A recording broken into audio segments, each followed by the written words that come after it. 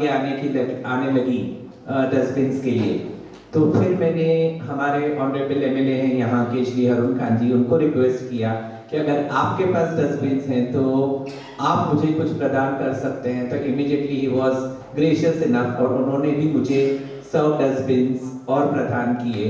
तो आते दिनों में फिर हम लोग आप लोगों से एक अपील करेंगे कि जो सोसाइटीज को इसका बेनिफिट नहीं मिला, they can apply immediately, and by next week we also see that those dustbins also are distributed to the societies. So I will request the office bearers of Ekta Manch to please start the campaign immediately so that we can complete the entire process. इसके साथ साथ benches का हो गया, हमारे दोस्त हैं राजेश खाड़े जी जिनका जीर्णोद्धार फाउंडेशन है, और उनकी भी एक मांग थी कि क्यों ना हमारे चर्मकार भाइयों के लिए हम लोग छतरी वाटप का एक कार्यक्रम रखें। और मुझे बेहद खुशी होती है कि वो भी कार्यक्रम उनके बोलने के बाद एकता मंच ने इमीडिएटली उसको अमल में लाया, और आज आप देखेंगे तो लगभग ये 50 छतरियों का भी डिस्ट्रीब्यूशन हम लोग करने जाएंगे। तो मेरी फिर राजेश जी से गुजारिश है कि वो भी प्लीज स्टेज पर आ जाए। He is the president of Jeevnodhar Foundation and has been very actively working in the area for the upliftment of the community.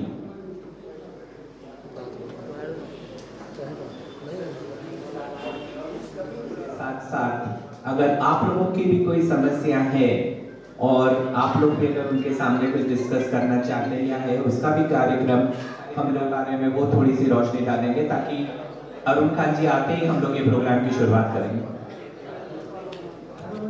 Ajay Kaul sir म्हणजे सूर्य आहे आणि जीवनोद्धार फाउंडेशन मध्ये एक छोटासा तारा आहे। ते रस्त्यावर बसतात, त्यांना ऊन वारा पावसापासून संरक्षण मिळण्यासाठी आपण एखादी छत्री द्यावी। तर खरोखर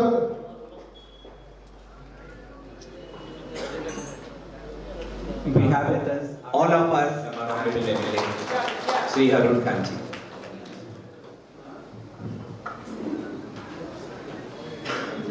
जेणेकरून ते ऊन जो वारा आहे, पाऊस आहे, त्यापासून वर्षभर त्यांना अडचण होणार नाही।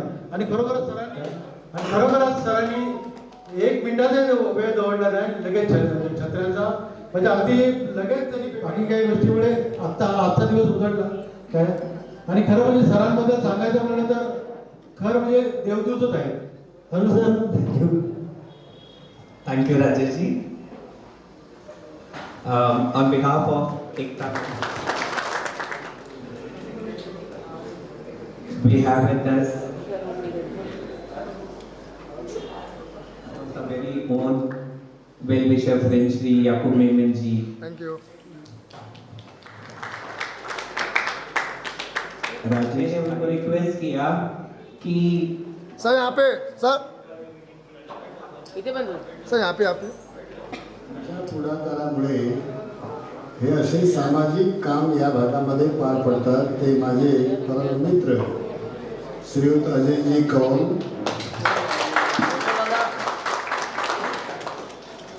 आणि या भागातील समस्त नागरिक बंधू भगिनींना, मला वाटतं सगळ्यांना मराठी समजतंय। ज्या अर्थी एकाचं भाषण तुम्ही पचवलंय मराठीमध्ये, त्या अर्थी आपल्याला मराठी चांगली समजते। आणि महाराष्ट्रामध्ये अजय कौल समवेत सगळ्यांनाच मराठी समजते असं मी समजतो आहे।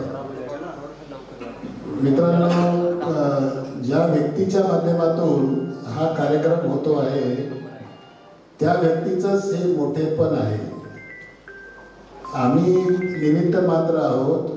या भागातील गरज काय आहे, लोकांना कशाची आवश्यकता आहे याचा विचार करून त्यांच्या त्या गरजा पूर्ण करण्याचं काम या ठिकाणी अजय कौल गेल्या अनेक वर्षापासून करत आहे।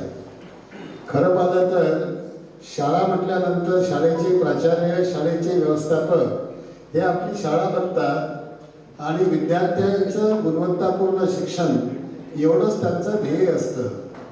या ठिकाणी ते तर आहेच, या शाळेमधले विद्यार्थी अत्यंत गुणवान आहेत। चांगल्या पद्धतीने इथे नुसतं अध्यापनच नव्हे, पण विद्यार्थ्यांचं व्यक्तिमत्व सर्व बाजूने विकसित होईल अशा प्रकारची उत्तम प्रकारची व्यवस्था यांच्या संस्थेमध्ये घडते आहे आणि म्हणूनच मुंबईमधल्या नामवंत संस्थेमध्ये त्यांच्या संस्थेचा समावेश आहे.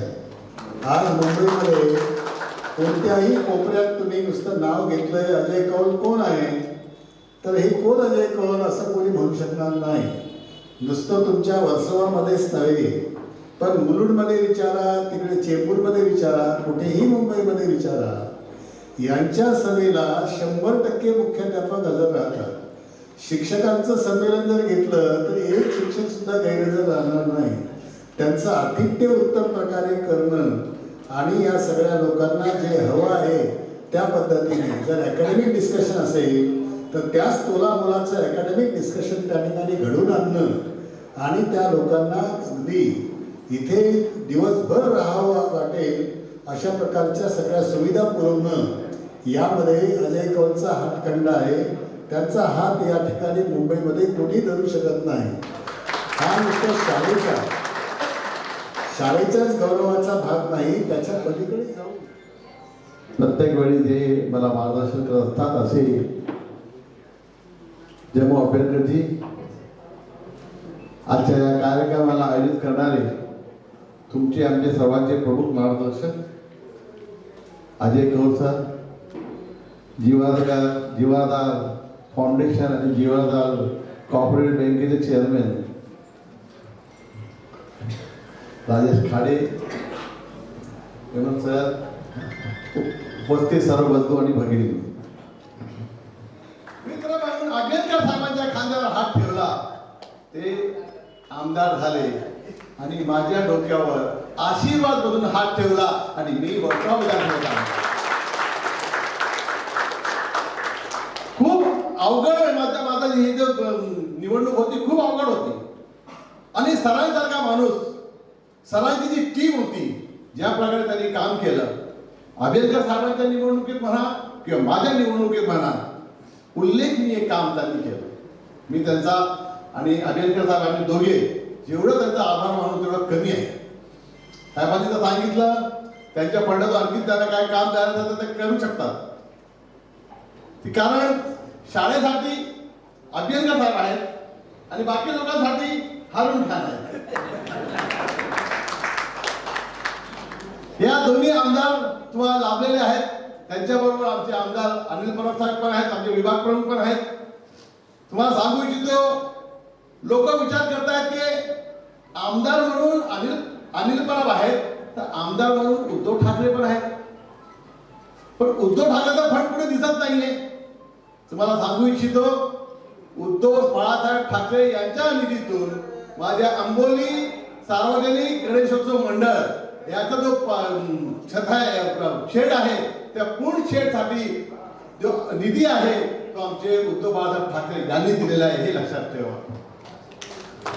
निधी देणं हे मोठी गोष्ट नाहीये, पण तो काम करून घेणं ही मोठी गोष्ट आहे.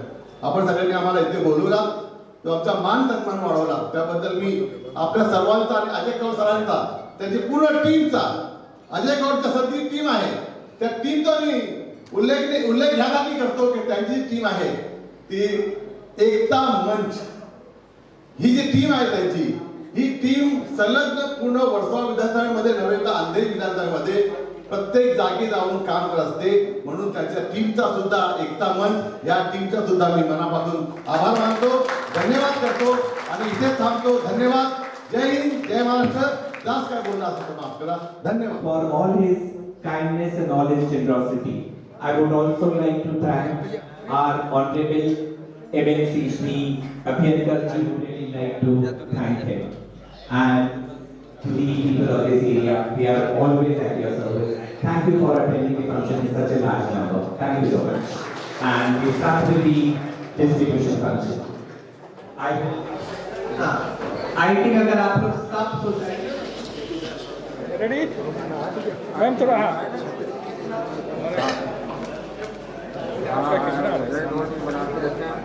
जोर में आए ऊपर है ना एक minute is given. Aga Khan back. Sir इकडे बघा सर थांबा थांबा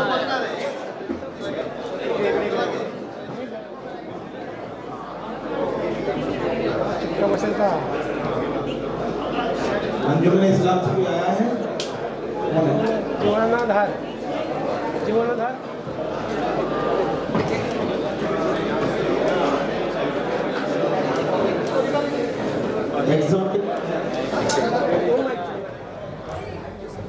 अजय कौल सर एक शिक्षण तज्ञ है।